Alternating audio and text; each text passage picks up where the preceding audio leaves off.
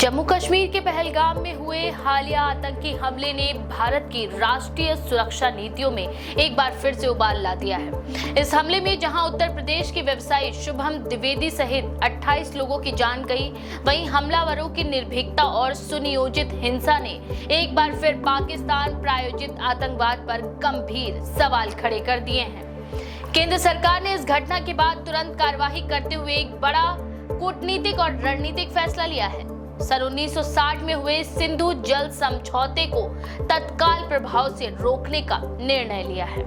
ये समझौता जो दशकों से दोनों देशों के बीच जल बंटवारे का आधार रहा है, भारत की ओर से उस पर पुनर्विचार की प्रक्रिया आरंभ कर दी गई है। इस फैसले की पृष्ठभूमि में आतंकवाद को लेकर भारत की बढ़ती चिंता और पाकिस्तान के साथ द्विपक्षीय संबंधों में स्थायी तनाव स्पष्ट रूप से देखा जा सकता है।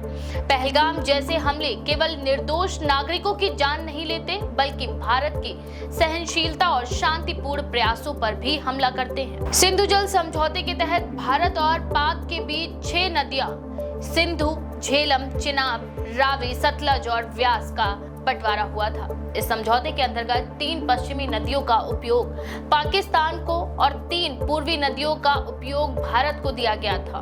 भारत को पश्चिमी नदियों से 20% तक पानी उपयोग की छूट है, लेकिन बड़ी परियोजनाएं सीमित रही हैं। वर्षों तक भारत ने इस समझौते का आदर करते हुए इन नदियों पर अपनी योजनाएं सीमित रखी, जबकि पाकिस्तान की ओर से कई बार इसके प्रावधानों का विरोध होता रहा है, विशेषकर जम्मू कश्मीर में बन रही जल विद्युत परियोजनाओं को लेकर। भारत की किशनगंगा परियोजना लंबे समय से विवाद का कारण रही है। ये झेलम की सहायक नदी पर बनाई गई है, जो पाकिस्तान के हिस्से की नदी है। पाकिस्तान का ये आरोप है कि भारत नदी की दिशा मोड़ रहा है, जिससे सिंधु समझौते का उल्लंघन होता है।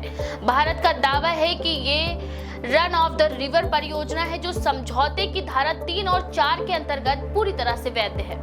इस परियोजना को लेकर पाकिस्तान ने अंतर्राष्ट्रीय मध्यस्थता की मांग भी की है, लेकिन अंतर्राष्ट्रीय अदालत में भारत को बड़ी राहत मिली थी।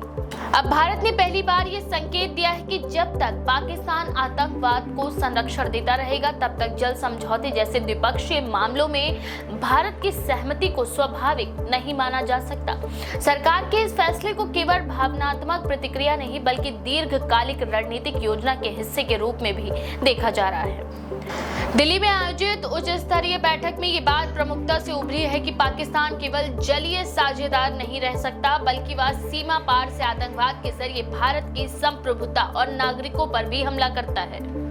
राजनीतिक प्रतिक्रिया भी तेज रही है। विपक्षी दलों में से कुछ ने इस निर्णय को चुनावी स्टंट करार दिया है, लेकिन अधिकांश ने एक मत से इस फैसले को भारत की सुरक्षा नीति के लिहाज से महत्वपूर्ण करार दिया। राष्ट्रीय सुरक्षा सलाहकार की ओर से ये बयान भी आया कि अब भारत सीमा पर गोलीबारी के जवाब में ही नहीं, बल्कि पानी जैसी रणनीतिक संपत्तियों का उपयोग भी कूटनीतिक हथियार के रूप में करेगा। पाकिस्तान की प्रतिक्रिया अपेक्षित थी। इस्लामाबाद ने इस फैसले को एक तरफा और अनुचित बताते हुए संयुक्त राष्ट्र और विश्व बैंक से हस्तक्षेप की मांग की है। वहीं भारत की तरफ से ये साफ कर दिया गया है कि ये निर्णय पूरी तरह से संप्रभु अधिकार के तहत लिया गया है, और यदि पाकिस्तान आतंकवाद के समर्थन की अपनी नीति नहीं बदलता, तो आने वाले समय में समझौता पूरी तरह रद्द भी किया जा सकता है। भारत ने यह भी कहा कि वह किसी भी जल अधिकार का उल्लंघन नहीं कर रहा, बल्कि अपनी सहमति वापस ले रहा है, जो एक संप्रभु राष्ट्र का अधिकार है। वहीं पाकिस्तान के अंदर इस फैसले से बड़ा हल्का मचा हुआ है। सिंधु और उसकी सहायक नदियां पाकिस्तान के कृषि और जल जीवन रेखा की रीढ़ हैं। देश की लगभग 80% कृषि और पीने का पानी इस पर निर्भर है। अगर भारत ऊपर की धाराओं में बांधों का निर्माण करता है और जल प्रवाह नियंत्रित करता है, तो ये पाकिस्तान की जल सुरक्षा को गंभीर संकट में डाल सकता है। विशेषज्ञों का यह भी मानना है कि भारत द्वारा जल नीति को सुरक्षा नीति से जोड़ना पाकिस्तान के लिए एक बड़े दबाव का कारण भी बनेगा।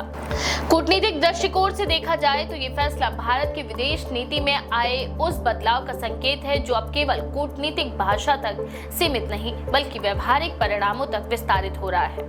ये स्पष्ट है कि भारत अब नो मोर मिस्टर नाइस गाय की रणनीति पर आगे बढ़ रहा है।